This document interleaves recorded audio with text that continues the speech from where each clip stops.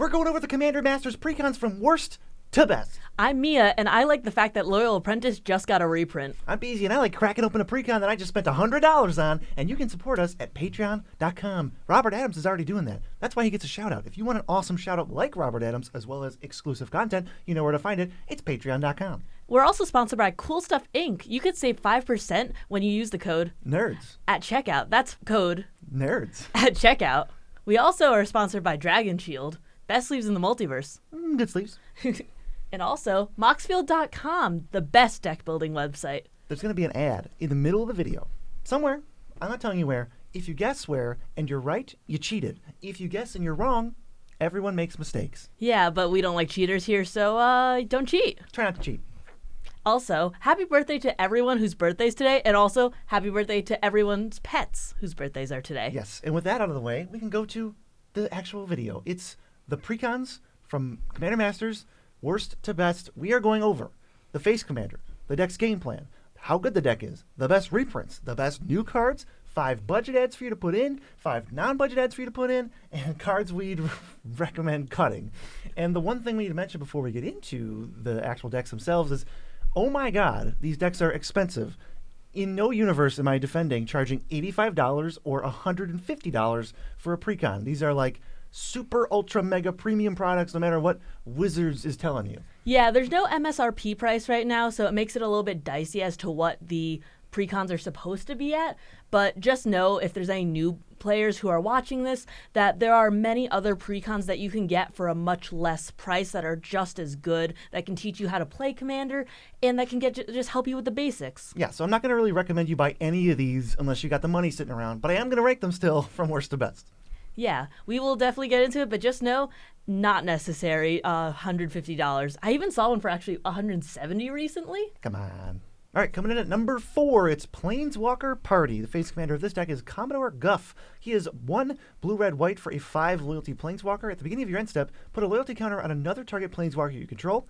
+1, you get a 1/1 that taps for red, but only for Planeswalker spells. And then -3, you draw X, and Commander Guff deals X to each opponent, where X is the number of Planeswalkers you control. This is the Planeswalker deck. The game plan is to keep multiple Planeswalkers on the battlefield and use enough loyalty abilities over the course of the game to just win through advantage. I'm not sure how much I really like this in terms of power. I think it's really flavorful with Guff, like breaking the fourth wall and lore and that sort of thing. But in the end, I think that it's not that powerful because it just relies on all of these little Planeswalkers that you have, and his immediate effect on the board is either drawing X and losing X, and like bare minimum you just have one Planeswalker himself, or just creating a Madruk that can only be used for red mana and for Planeswalkers only. I think that's like not that great. This deck just like cannot win the game. There's Guff who can deal, like, realistically, you're not going to have more than 5 Planeswalkers in play, so maybe like 5 damage a couple times. Then there's a Chandra that we'll get to that deals a couple damage. Past that, I seriously have no idea how you're supposed to win. So that is why this deck is falling down to the bottom. You just can't win with it. It's $85, so it is the cheapest of these. But we're going to go to the best reprints. Cash money-wise, Chain Veil's $27, and this is like one of the go-to cards. It's actually a pretty good reprint for Planeswalker decks. Yeah, I haven't seen it in a while. I sold mine at 10. I thought it was going to only plummet from there. It's basically tripled. That's crazy. Ajani Steadfast is another great reprint here. $7, and actually just gives loyalty to your Planeswalkers. Yeah, Spark Double's $7. It can copy Commodore Guff. Maybe you can score a win through that somehow. Also $7.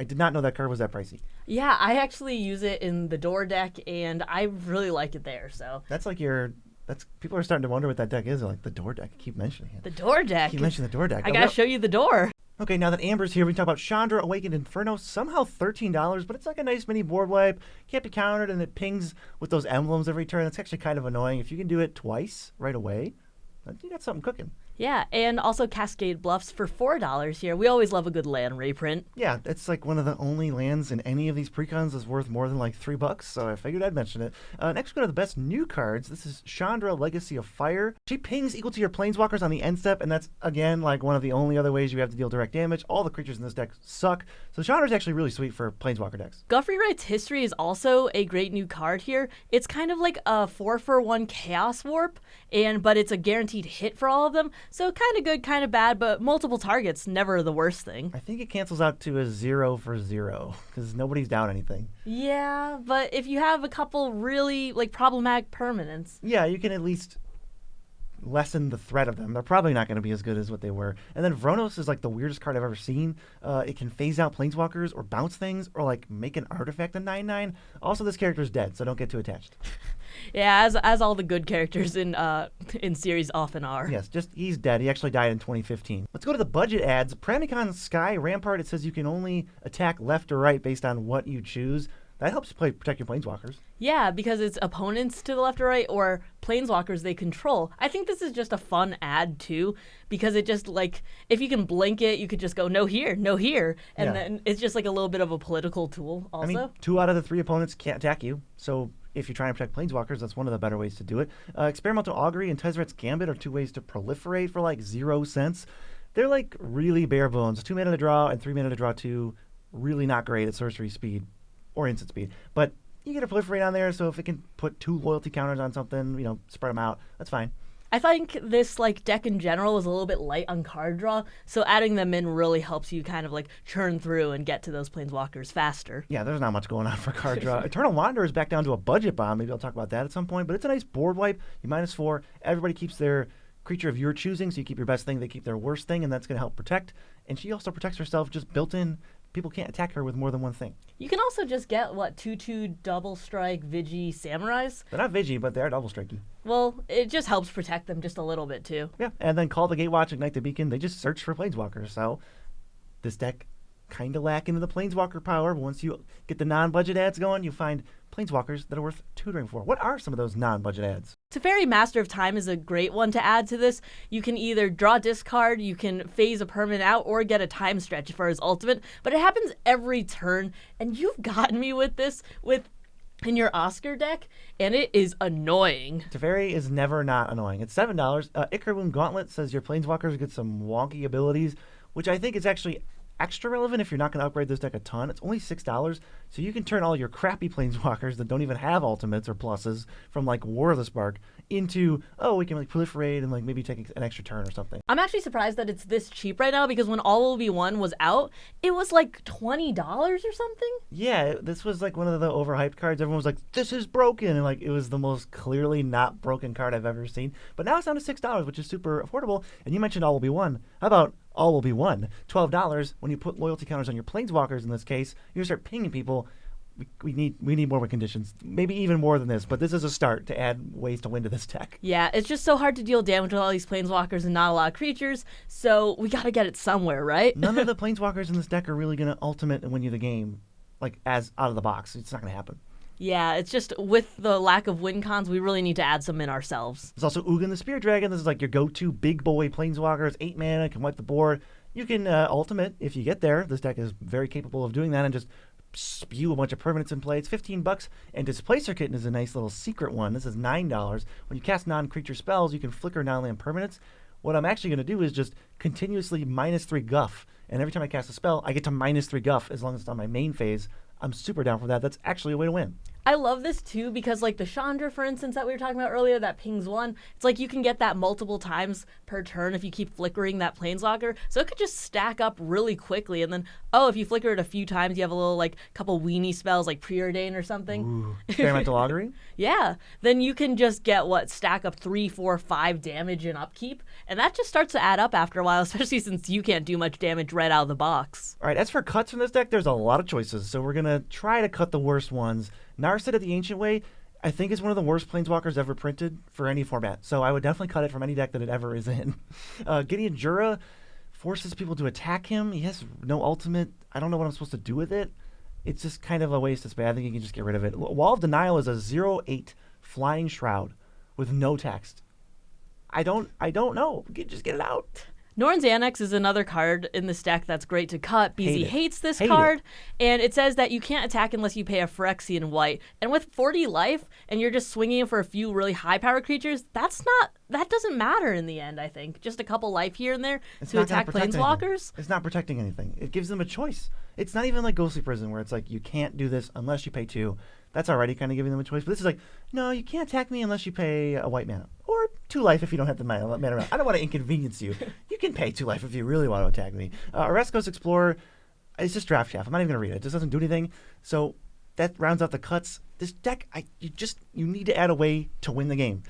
Displacer Kitten, Teferi maybe is a way to do it. Chandra, Legacy of Fire is good. You just need a little bit more. You got to find Planeswalkers worth ultimating, or else this deck is not going to do anything.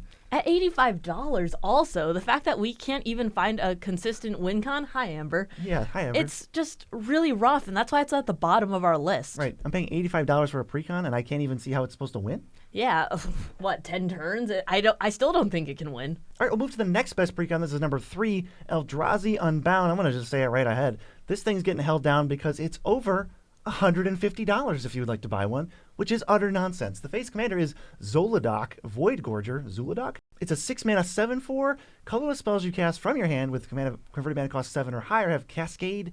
So if you cast Zolodok on turn 6 and then a 7-drop on turn 7, you get 2 Cascades. But if you Cascade into a 6-drop, it doesn't have Cascade because you're not casting it from your hand. So the game plan for this deck is just ramp in the early game and then just power out huge monsters to overwhelm opponents in the mid to late game. I think with fast mana and that sort of thing, this can get really scary. But just as it is, it seems like one of those things where it's like, I'm going to play a big thing, pass, just wait. Yeah, this is a just you wait deck. There's not going to be any fast mana because it's a Precon, even though you paid $100,000 for it. So we're going to get the best reprints. This is It That Betrays, $16. It's a big giant Eldrazi that has Turgid text. If the opponent sacrifices something, you get it. And it does have Annihilator, so there's a little bit of synergy. There's a couple Annihilators in here.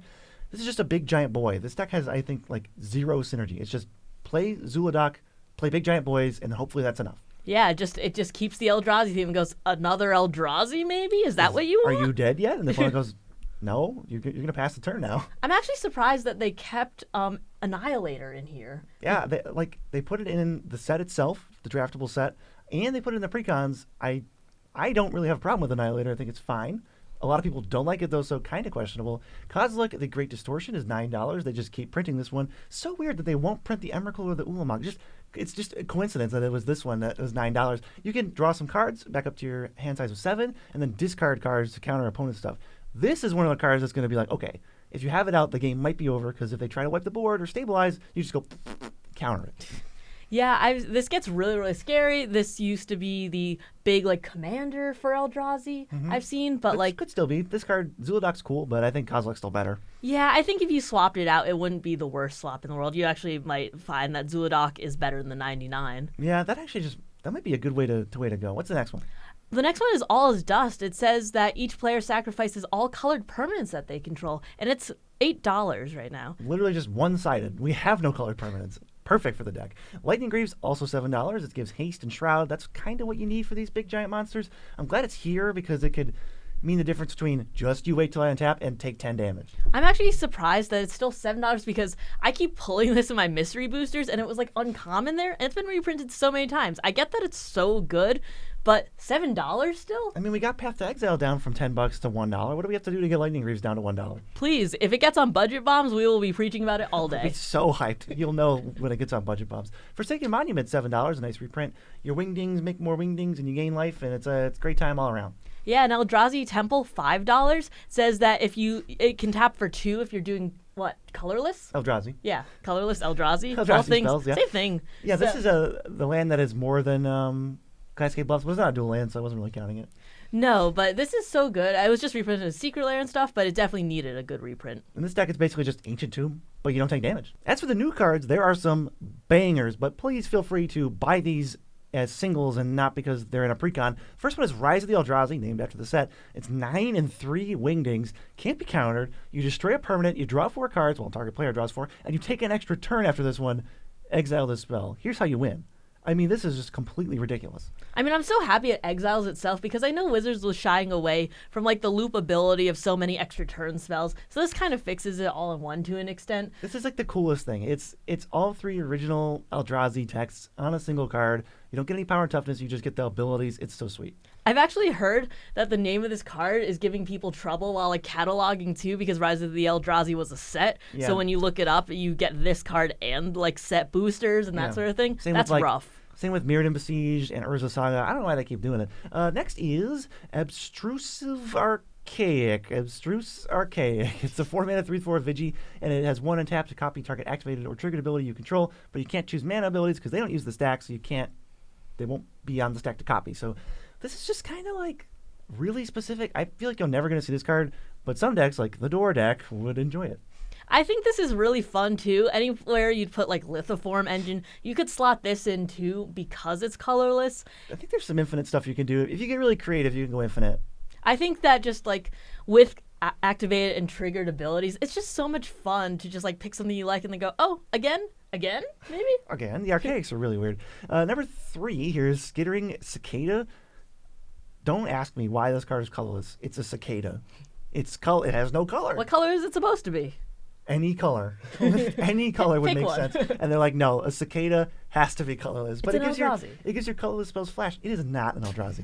And when you cast a color spell, it gets +X versus the mana value. Kind of just Shimmer Mirror for color decks. It's weird and doesn't make any sense, but it is a very good card. I think this is a great new card because it has a home in like artifact decks and that sort of thing, and just anywhere you might have those colorless spells. So I think it has more homes than just Eldrazi, and that's what makes it so awesome. Yeah, let's go to budget ads. I think one of the things you're going to notice this deck really, really needs is early game ramp. You just want to play Zul'Doc on like turn 4. If you don't do that with this deck, especially with limited upgrades, you're just dead in the water. If you don't play him early enough to start getting cascades and he just starts dying because he has no protection, if he just dies twice, you're really in trouble. So Felwar Stone, Fractured Power Stone, Wayfarer's Bauble. Like, I'm going to stress those 3 a lot. Wayfarer's Bauble can go get a waste. There's plenty in this deck. The other 2, they're just 2-mana rocks. They tap for mana. Who cares what else they do? That's great. Introduction to Annihilation is a great one because there are so few removal spells in here. I think it's only running like 3 instants and 1 sorcery, if I remember correctly. Well, there's just no colorless things like that. So this card is like below rate, but we're still going to... I think we should still play it. It's the fact that we can play anything. It doesn't matter if it's below rate. If it actually works in our deck, we need it. Bad interaction is better than no interaction. What about, and speaking of which, Swiftfoot Boots shuts off interaction. We already have Greaves. Let's get the boots in here. Yeah, it's like what, $1, $2? I think it's close to a budget bomb. Ooh, maybe you'll see it. As for non-budget ads, you could always go the Soul Ring, Mana Crypt, Mana Vault route, but we're just going to steer away from that for a second. Talk about Commander's Plate, $21. Your Equip creature, which is probably going to be your commander, has protection from colors that aren't its colors. That's all colors if you're colorless, so this is just your commander can't be blocked. Zul'Doc can't really be killed by anything except a board wipe. Yeah, I just really love this in all the Eldrazi decks. It's always a freebie, yeah. It always feels so good. And if you're going to go Eldrazi, play yours as Incubator, $20. Make sure Eldrazi or whatever creature type you choose, 2 less. That's pretty big. If you play this on turn 3, you can already play Zul'Doc on turn 4. All the Eldrazi are so expensive to begin with, and especially if you're trying to hit that 7+ cascade, you're going to want to try and hit more than 1 per turn anyway, so the discount really helps. Yeah, that's the key. Is like, I don't feel like I'm getting away with too much if I just get 1 trigger off Zul'Doc. I want 2. I'm greedy. Ugin the Spirit Dragon. Yeah, you just heard him before. He's back again because he's colorless, and he wipes everything that isn't ours because we don't have any colored permanents. $15 for that one. Helm of the Host is a great one. For $6, we can just keep copying Zul'Doc and just keep getting those cascade triggers. And then the big one. Let's put Emrakul the Promised Land in. It's $40. This could be your commander. I would say it's a better commander than Zul'Doc. Not really the point. It's an amazing game ender. It controls somebody's next turn, so you can wreak all sorts of havoc.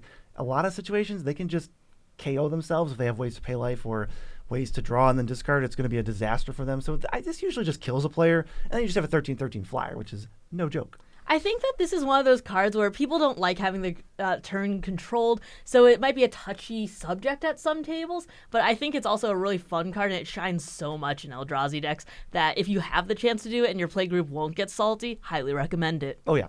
So for cuts, we noticed, nice try, Wizards. You put Temple of the False God in this deck. Again. I'm going to cut it every single time. Stonecoil Serpent, I guess they were really just stretching for cut ads because it's just kind of an X spell. The trample is okay, but I don't know what you're supposed to do with this. Seems like a mana sink. It's like, oh, you can't cast another 7-drop.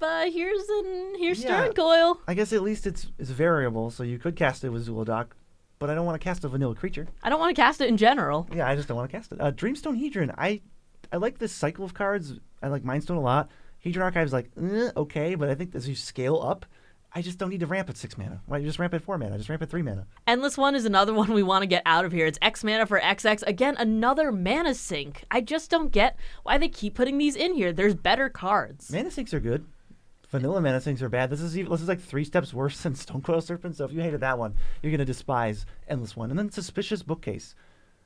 one of the weirdest ads I've ever seen in a Precon. I get that it makes things unblockable, but I just never expected to see suspicious bookcase. You can, but should you? Yeah, they never thought about whether they should. And the answer is you shouldn't have. Sorry, Wizards. Okay, moving up. Time for the second best Precon. This is another one of the $85 Precons. This is Enduring Enchantments, commanded by Onyxia, Hand of Erebos. She's 2 white, black, green for a 4/4. She's got Menace. All enchantment creatures you control also have Menace. When she enters the battlefield or attacks, you exile a non-aura enchantment card from your graveyard, and you get a 3/3 token copy of it. And the game plan of this is to get basically just double value out of your enchantments, whether you're playing them and they die or you sacrifice them. You're going to get an extra version of it when Onyxia enters or attacks. So if you're like flickering this card and with your ads, this can get actually like really silly. This card seems really good. I think this is really fun too because a lot of the things with the enchantments and like auras and that sort of thing, it's so hard to get them back from your graveyard. And she goes, nah, don't worry, like either flicker me or make me attack. And she has Menace, so it's, you know, a little bit easier to get that damage in. And they just come back. Plus they're actually creatures, so if you want, you can block with them too if you need to. And I think all around this is just really fun. This is a cool idea. This is really cool. Let's go to the best reprints. Dryad of the Elysian Grove, Naked Dryad Boy is $13. It's an enchantment creature, and it ramps you. Probably goes in a lot of the highly tuned versions of this deck. Yeah, it actually, I'm really happy to see it in here just because of the actual ramp. Starfield of Nyx is going to start reanimating your enchantments, so it's pretty powerful. It's $12.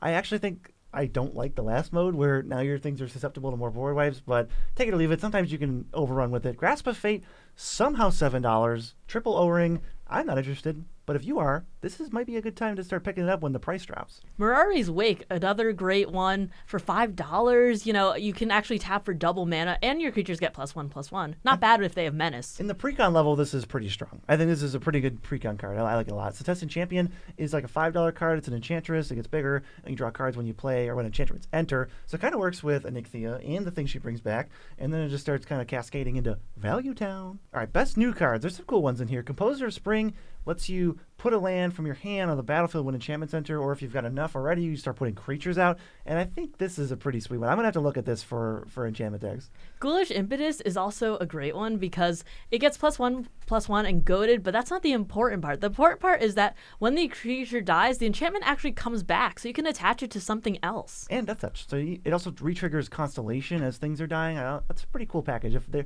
starting to make the Impetuses more playable. And Cacophony Unleashed is just this weird board wipe that later in the game becomes like a 6/6. It's okay, you know.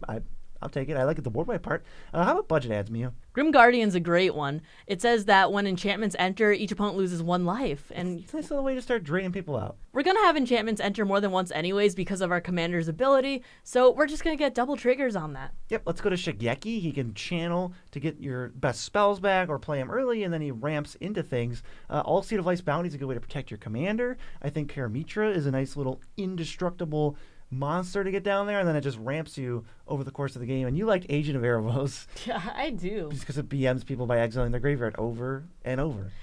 I think it's such good graveyard hate. I think we need to play more graveyard hate. That's all I'm saying. Okay. Now the neighbors here will go to 5 non-budget ads, starting with Song of the World Swords, $5. Whenever you cast a spell, you get to populate and make another token that's a copy of a creature token you control, and Nixie is making the creature tokens from the graveyard. It's just going to go ham. Argothian Enchantress, $28. You get to draw cards with every enchantment entering the battlefield. We love the card draw here. Keep it coming. Plus it has Shroud, so it's like one of the better enchantresses you can even find. Nylea's Colossus is $7. It doubles creature's power on Constellation. I think if you've got some Tramplers, that there's some Menace tokens running around, you could get this up pretty easily to just kill people. I mean, Onyxia just can, like 4 or 5 doubles, you're there. Yeah, damage. I think this could be a one-hit kill if played right. Parallel Lives, double tokens, especially with all of these Menace zombie tokens coming in as your enchantments. We could get double triggers on everything that comes in. And it's $42, so you're paying a pretty penny, but I think it's worth it. And Aura Shards is the last one. It's an enchantment, $13, and your creature's just entering just nonstop are just going to blow up artifacts and enchantments. It's pretty great. No one's ever going to be able to keep something on the field, enchantment or artifact-wise, because you're going to have so many tokens coming in. Yeah, you're wondering how many tokens? Go to Moxfield.com. They'll tell you how many tokens your deck has and which ones you need to buy or which ones you need to use on Infinite Tokens. # not sponsored. Moxfield.com. So great. Mia, how would you grade it 1 to 10? Oh, 11. 11 and a half. 10,000? Anything above 10, actually. Anything above 10. If 10 is the best deck building website. Seriously, get on Moxfield. It's super great. UI is super friendly. Whatever redacted website you're using, I bet you $0 Moxfield's better. Yeah, it is. Redacted, crusty, Moxfield, beautiful. Yeah, the redacted site is crusty. How about cuts from this deck? I mean, first, Omen of the Sun. It just makes 2 1/1s. I'm not interested at all. Yeah, Errasta of the Endless Web is the next cut. I feel like this is such a meta call if your group is playing a lot of instants and sorceries, but it doesn't immediately go into your deck, so I'm not really sure why they put it in here. Yeah, it's an enchantment creature, but it doesn't make enchantments. It's just a one-time enchantment. Like Love Song of Night and Day, though, this makes opponents draw cards, so you know that I'm going to be off it completely. Sorry, I'm going to cut it. Greater Tanuki also. It's too expensive to channel, and the body itself is not worth the mana to put in, so I don't want it either way. I don't feel like I'm getting away with anything if I channel it and then bring it back as a 3/3 with Onyxia. I don't feel like that's getting away with anything. And then Binding of the Titans. Really, really slow type of Eternal Witness. Not interested in that either. Finally, the number 1 pick for Precons and Commander Masters is the Sliver Swarm. The commander is Sliver Gravemother. You pay Wooburg for a 6/6 that says Legend Rule doesn't apply to slivers you control, and each sliver in your graveyard has Encore X, where X is its mana value. Now, this would be so nasty if it didn't have Encore 5 itself. So it can make 3 copies of itself if you get into the graveyard, and oh boy, can you spam the entire field with your slivers. Yeah, exactly. This thing kind of dodges commander attacks the first time you kill it because it just sends it to the graveyard, and then they'll bring it back for the same mana value and start deploying more slivers. You start tripling up on slivers. Like if there's a sliver with an ETB, like Harmonic Sliver, well, it cares about every sliver entering. But 3 slivers are entering because it's going to be Encore. So there's 3 Harmonic Slivers that all destroy 3 things. You just wipe the board of artifacts and enchantments. The same can be true of any sliver with ETBs. The ones that make mana just start generating mana from the graveyard, and you can kind of like combo off. If you don't kill Sliver Gravemother, you're just like dead. The game plan here is that you're just going to swarm the field with slivers. You're going to triple up on those ETB effects, and it's just going to be so overwhelming your opponents won't be able to keep up. But just a side note, all the slivers in this deck have new art, so if you want to upgrade from the old art slivers, then that's definitely a good idea. But if you're a fan of the old art, maybe buy those as singles and then put them in. Yeah, maybe buy them as singles anyway, because this deck is like $130. Some of the best reprints that don't justify the price, though, are Sliver Hive Lord, which is $12. Your slivers have Indestructible. Gale Rider Sliver gives flying. It's $10. I mean, those are a little pricey, so I'm glad to have them here. Crystalline Sliver for $6. I think it gives Shroud. And then there's some other ones that are not as great. Yeah, Vanquisher Banner, we're getting that typal payoff here, so that's always great, plus a little bit of a buff. Windfall, we'll talk about that later, but it's kind of a confusing reprint. $5, though, not bad. And, 3 visits is $5. And then there's only 1 land in this entire 5-color mana base that's worth more than $1, and it's Irrigated Farmland, which, as the time of my checking, is net worth $1.01. So that's kind of disappointing. Wizards, for $130, you couldn't put any more value into the mana base? You couldn't give me, like, a cycle of lands that don't enter tapped, please? Please. And real quick, the best new cards from this deck. Titan of Lit Yara is going to draw some cards equal to your creature types. I don't really know why this isn't a changeling. The people from Lit Yara are changelings, and this would make sense as a changeling, but it's not. Anyway, you get to draw cards for your creature type. For the Ancestors, look at the top 6 and draws you some cards based on your creature type. I don't think that one's that good, but I want to try it. And Descendant's Fury is like, you're going to start polymorphing your slivers or whatever creature you want, or whatever type you want, into the next creature in your deck of that type. It's pretty wonky. Yeah, I actually want to really try this, for the Ancestors especially, because I want to put this in my elf deck, but yeah. I'm just excited to see how these play out. We're going to go to 5 budget adds too. Wing Sliver, giving everything flying. Basil Sliver, you can sack it for 2 mana. Shadow Sliver gives all your slivers shadow. Fury Sliver, double strike on all your slivers. And Pulmonic Sliver, flying, but also, if a sliver dies, you can actually put it on the top of your library instead of in your graveyard. Yeah, there weren't a ton of budget slivers that this deck didn't include, which I will give it props for, although we are looking for some more reprint equity. I think Shadow Sliver is going to give you some bang for your buck, having them just be straight up unblockable. Basil Sliver with the 2 mana could do something if you're like black heavy or you want to just play like artifacts. But overall, those are probably the best slivers not in this deck that are worth less than like $1. As for non-budget ads, Urza's Incubator, you remember that from before. It's $20 and we want to name slivers. Sliver Overlord is a great non-budget ad too. $37. It's basically just coat of arms for your slivers. Yep, Kindred Discovery is going to draw you a million, bajillion, trillion cards, especially with Sliver Gravemother's Encore ability. All your slivers entering will just draw you 3 more when they encore as tokens.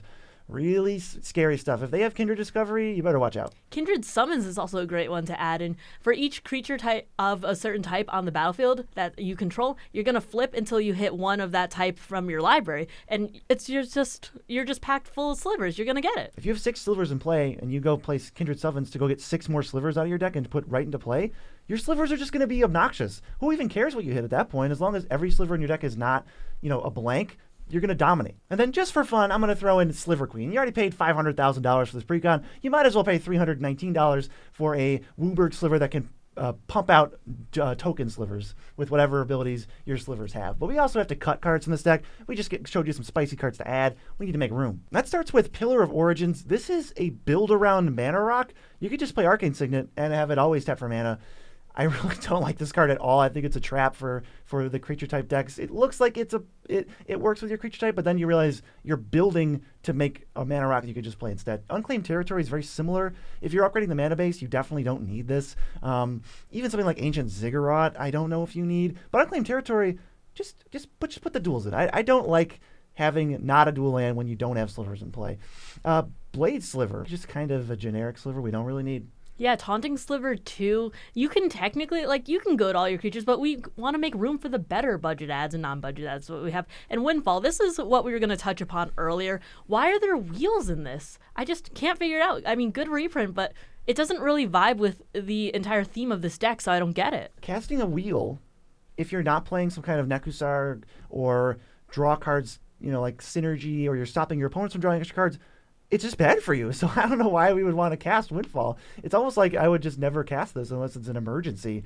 Kind of weird. Please, this is like the first card you should cut from this deck. Yeah, if you could put any other sliver in, it's automatically making your deck that much better. Yeah, exactly. So overall, we got the 4 precons. The slivers came out on top. The precons are all extremely expensive, and I do not condone buying them unless you really feel like it and you have the extra money laying around.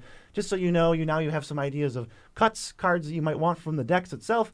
I think overall, really disappointed with the price, but there's some cool cards. I'm excited to play with some of the Eldrazi cards. Please buy singles if you want these specific cards for decks. Absolutely. We cannot stress enough to buy singles. Only buy these if you actually have the money and you really, really want a great majority of the cards within the precons. Yes. Buy responsibly. You do not need every precon. Also, if you're thinking of other precons and you want to know what the Lord of the Rings precons look like, there's a video right here. Or maybe it's to my left. I don't remember. But you can watch it and remember. Mia, what do they have to remember this time? Buy singles, please.